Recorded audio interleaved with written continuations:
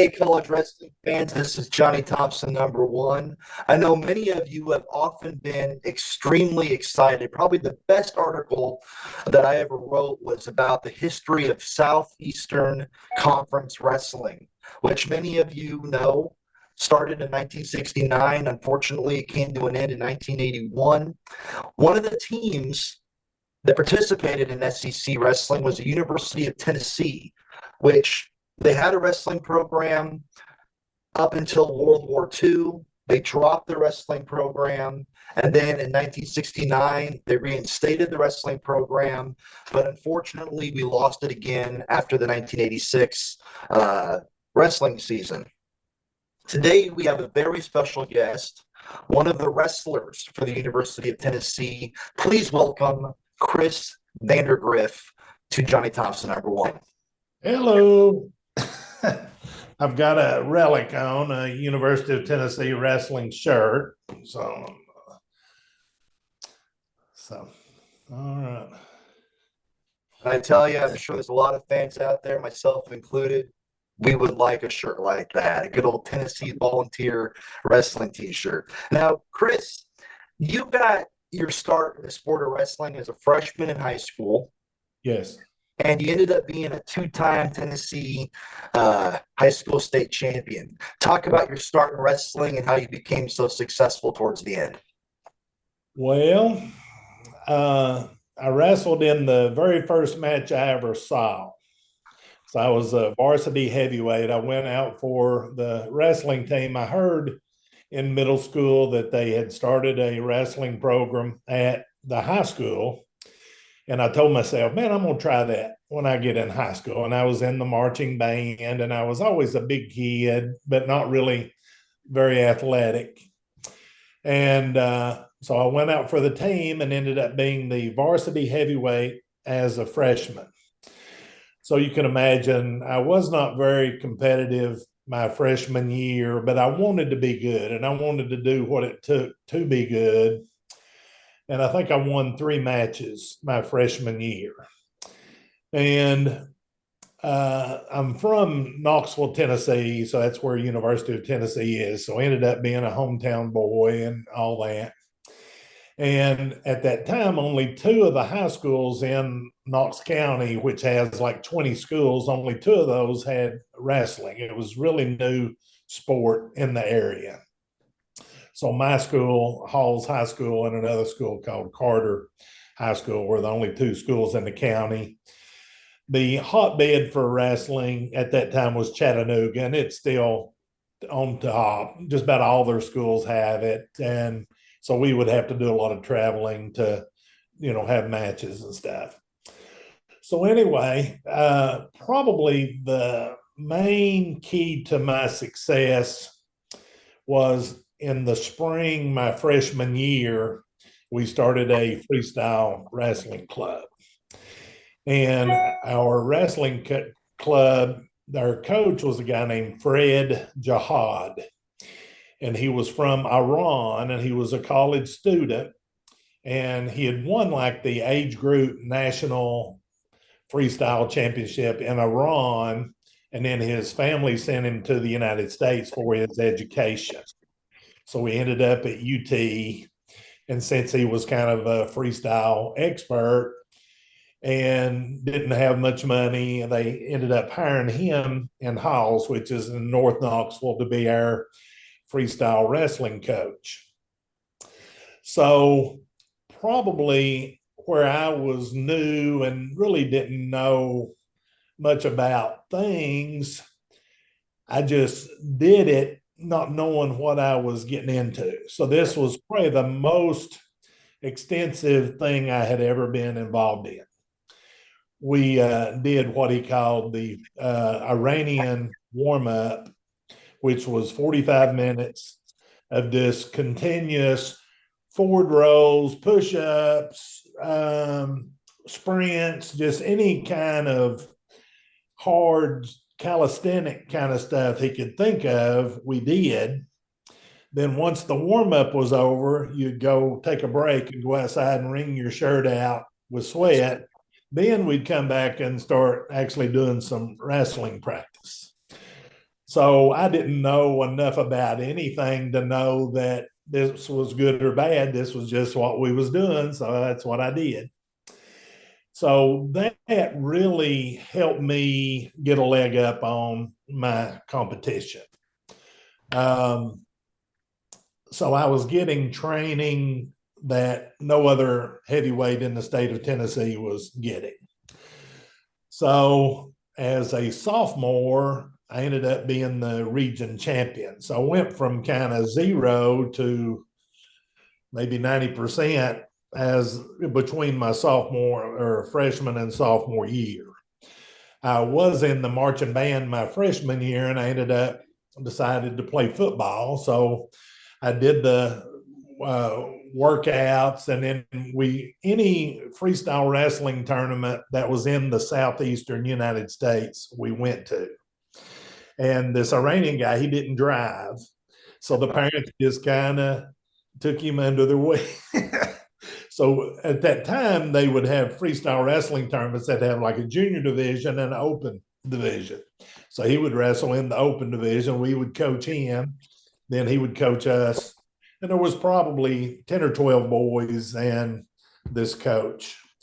And so we would go to Memphis, Atlanta. I don't think we ever went to Florida, but most anything in Tennessee or this area, we would go to. And by the time football season rolled around, I ended up starting both ways on the varsity football team, which is kind of, I didn't even play, the year before that. I hadn't played since I was in the third grade. So I'm one that really sees the benefit of wrestling helping football and football helping the sport of wrestling. So. When you went off to college to wrestle at the University of Tennessee, you wrestled under legendary coach Gray Simons. Yeah. Talk about him and how he helped you develop as a wrestler. Well, and really, I didn't know who Gray Simons was. I'd heard that he was spectacular and was some kind of a legendary coach, but really didn't know much about, his story. Found out about all that later on. And so I was the type of wrestler, even though I did a lot of freestyle, I wasn't very good at takedowns.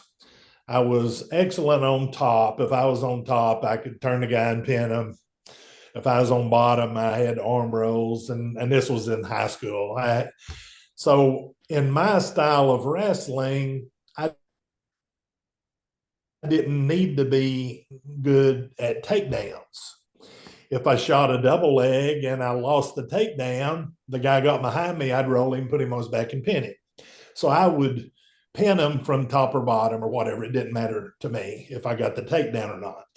But in freestyle, it kind of matters. If you can't get the takedown, then you end up losing. So, I've lost to a lot of people in a freestyle match. It's kind of, man, if we was wrestling folk style, I'd be, winning or whatever. But I did freestyle mostly just because that was the only game in town, in the off season.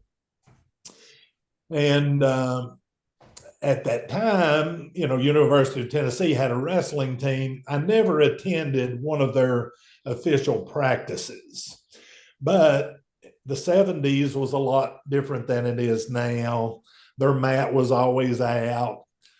I could just go over there, catch a ride with somebody, and we'd go over and practice on University of Tennessee's wrestling mat. And I developed a really good relationship with a lot of the UT wrestlers. They kind of looked at us like their little brothers, and it's, oh man, you're doing that wrong. They would kind of help us.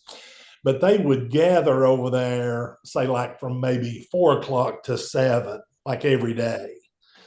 This was in the spring, an off season, just kind of working on stuff or whatever. So we would go over, two or three times a week, and roll around with the UT guys.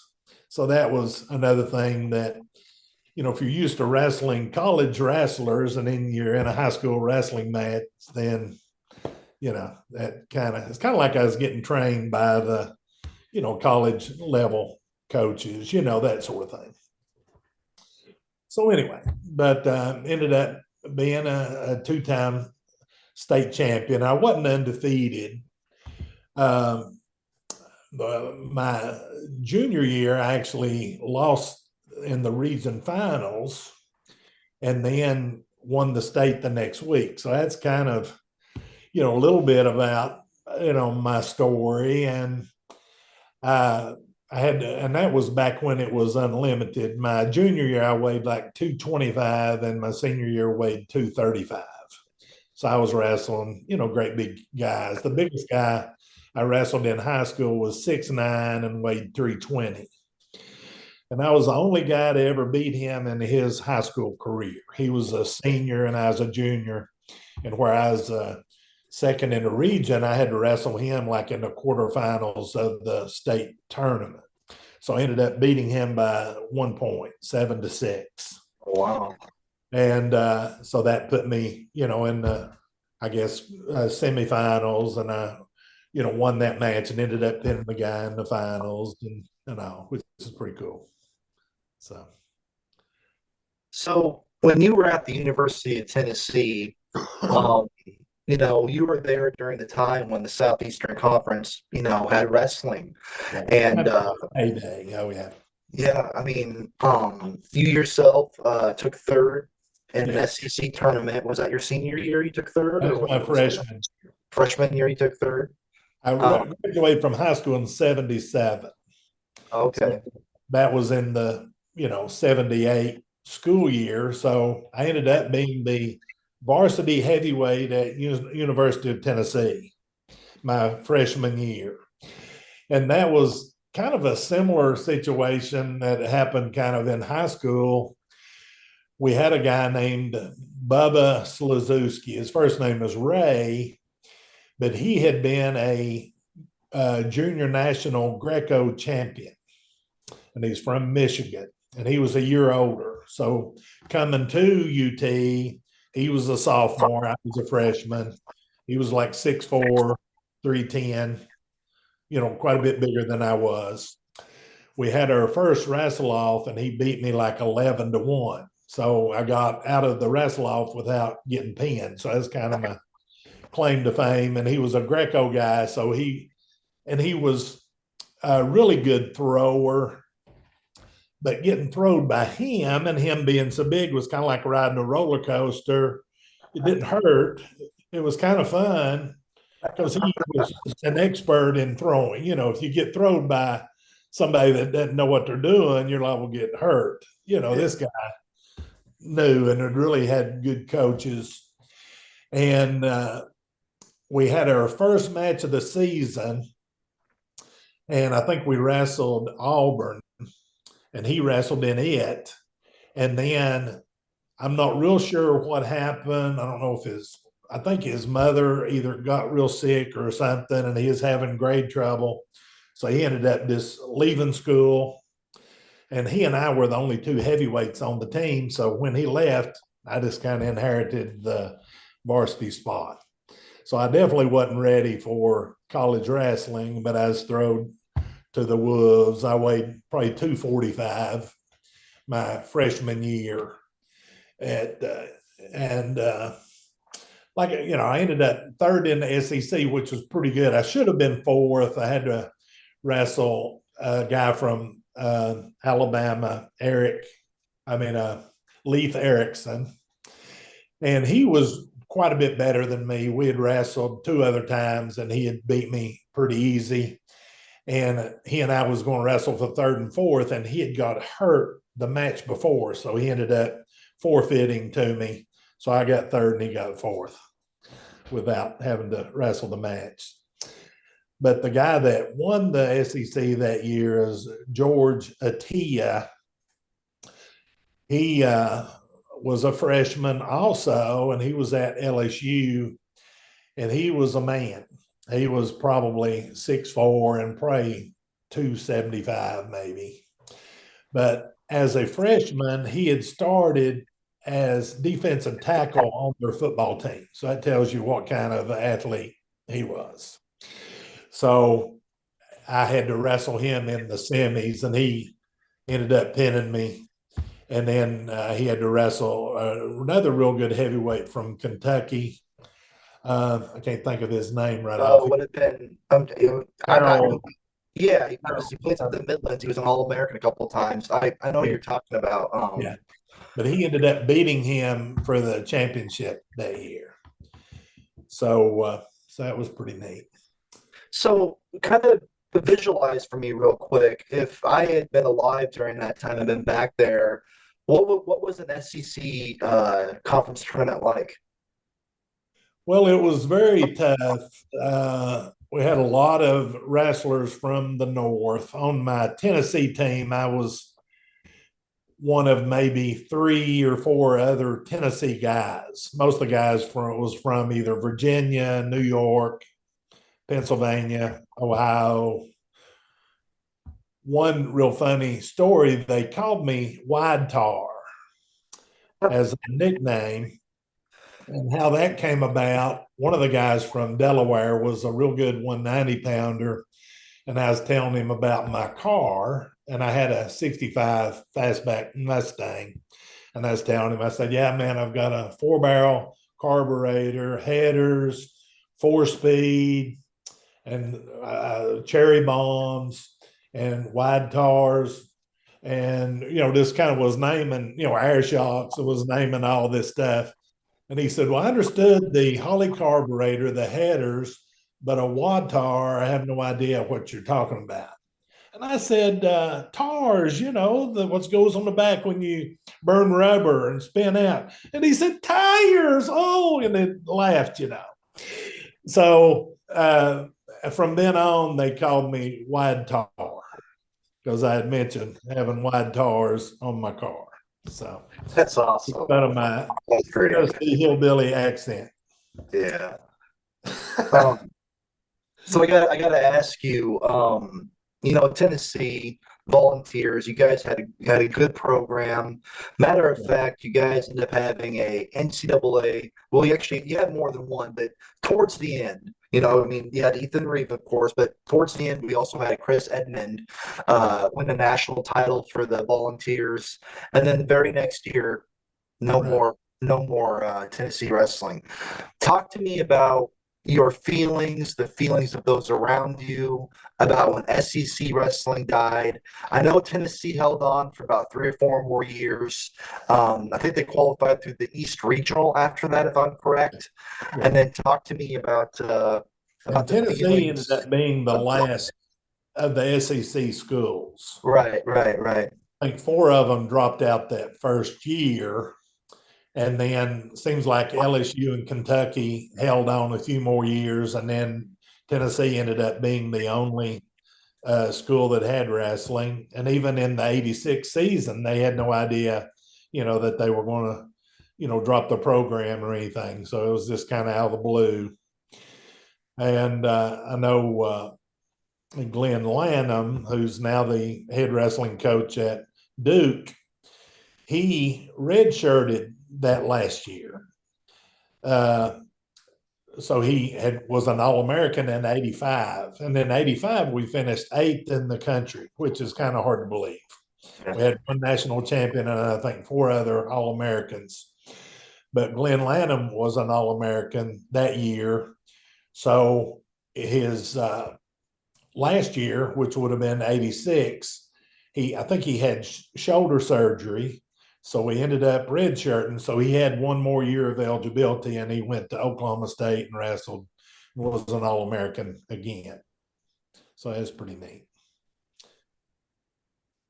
Well, But as far as we kind of felt like we were kind of a stepchild, we would wrestle in Stokely Athletic Center and they'd put the mat up just kind of up against, and this have maybe 300 or 400 fans, so it never was any kind of a big time fill the arena sport. It was always pretty low key, low budget deal. I'm just curious, and maybe you might not have an answer to this question, but started off with Charlie Pell at Florida, got rid of the wrestling team there at Florida. Bear Bryant got rid of wrestling at Alabama. Pat Dye gets rid of it at Auburn. So a question I have, and I don't know if you would have the answer to it or not, but Tennessee did try holding on for a while. So did the athletic director have some care, some passion for the wrestling program, or why did they try to hold on for a while when everybody else was dropping like flies? Well, a lot of those schools originally had to drop sports, and they dropped things other than wrestling because of Title IX. The Title IX rules came into effect. And Tennessee really didn't have to drop wrestling to meet that criteria. And I've heard that currently that we've got enough women's sports at UT that we could add like two or three more men's sports. And, it's kind of a travesty that University of Tennessee doesn't have wrestling, but probably more of a travesty is University of Tennessee doesn't have men's soccer. That's probably a more popular sport. They've never had it, and I don't know if they ever will. But in my mind, schools like Tennessee, Alabama, they ought to have every NCAA sport. They're on top. They should have fencing and gymnastics and have everything. But, and I don't know that if it'll ever come back, but Coach Dickey was there when, it got dropped. So he got blamed with dropping it. And, in the article, it talked like, lack of money, and then kind of like a little thing at the same article in the newspaper, they're getting ready to spend like $150 million for a new track or something like that, So, Yeah. so Trust me, I've been covering college wrestling for a long time, and I did an article, series of articles where I wrote about 400 and I think I'm up to 484 teams I've written about. Man, it's unbelievable. 484 teams that I've written about that have discontinued wrestling, and I've come across those old articles before where it's like the wrestling budget was like something like $75,000 a year. We can't afford that anymore. And suddenly it's like, but the football program will have like $1.8 million put into it this season. It's just, those kind of stories just kind of make you kind of roll your eyes and realize there's a lot of smoke and mirrors, and what's happening. Now, the last question I wanted to ask you today about Chris is, you run a Facebook page about the history of volunteer wrestling, I talk about comprehensive. You have letter winners, All Americans, NCAA qualifiers, SEC champions, so on and so forth. If you want to know anything about the history of the University of Tennessee volunteer wrestling, this webpage will answer every question. Talk to me about what made you want to do this and why it's so important for you to preserve the history of Tennessee wrestling. Well, I feel like where I'm a hometown boy, I live in Knoxville, in North Knoxville. So, all the other guys, came here and then they went back. Now, we kept a few people in Knoxville. A couple of people married local girls or ended up, there's four of us that are still living in the area. And you mentioned Chris Edmond. He went back north to New York. He's actually here in Knoxville today looking for some property, maybe wanting to move down. So I'm hoping he will. But I just kind of felt like that, I'm here where the action is. I'm the guy that kind of needs to do that. And we've had some reunions through the years. The last one we had was this past fall, and incorporated a football game with it. And I think we had like 35, former wrestlers that came back. Coach Simons was able to come. On the Friday night before it, we did a wrestling clinic. I didn't mention earlier, but after I graduated, I went back and was the wrestling coach at my alma mater, Halls High School, for 25 years. Wow. So on that Friday night, we did a University of Tennessee wrestling clinic for the Hall's kids. That's Coach cool. Simon got out there and showed, a few things and whatnot. And he's 85 years old now. So, I just thought of another question I wanted to ask you real quick. Does the University of Tennessee recognize that they used to have a wrestling team? Like, if I went in there today, would I see like anything like on the wall saying, here are our SEC champions? I mean, did they show any recognition at all? yeah. They did. Now, in what I mentioned this earlier, Stokely Athletic Center was our big basketball arena, and then they built Thompson Bowling Arena maybe 20 years ago. It's been around for a while. But in Stokely, like around where you would walk, to go down or whatever in the hallway, they had big life-size pictures of all the All-Americans of every sport, track and everything. So those stayed up there till the end. And even in like the football complex in the lobby of it lists all of the like national champions. So Chris Edmonds' name is there. It lists all the SEC champions. So it lists all of our SEC wrestling champions along with tennis and, any other sport. We had individual SEC champions. And so they still acknowledge it. There's a guy that I actually go to church with here at Halls. His name is Bud Ford. He was in the sports information. And here recently, probably 2 years ago, he and another guy got together and they put together kind of like a wrestling information book or whatever that gave like all the statistics or whatever on wrestling. And then we had a reunion prior to that, and he had, like 50 copies of that printed, in color and all that, and gave it out to the people and all that. So, and some of us are still involved in the UT Letterman Association and all that. So they do a pretty good job of remembering it. I've heard of one school like Maryville College, which is here pretty close. Now they had teams from way back and had a great history. When they dropped wrestling, they just kind of got rid of all their stuff. There's no mention of Maryville College wrestling and any other athletic stuff. They just disowned it.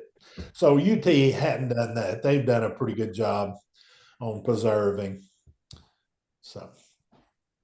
Well, Chris, I want to thank you today for being a part of Johnny Thompson #1. You've been a great guest. It's been an absolute pleasure. And hopefully, maybe someday I can have you on here when we're talking about the reinstatement of Tennessee volunteer wrestling. That's one thing I've been pushing for all these years. But all right. Thank you so much. Have a great day. Okay. Bye-bye.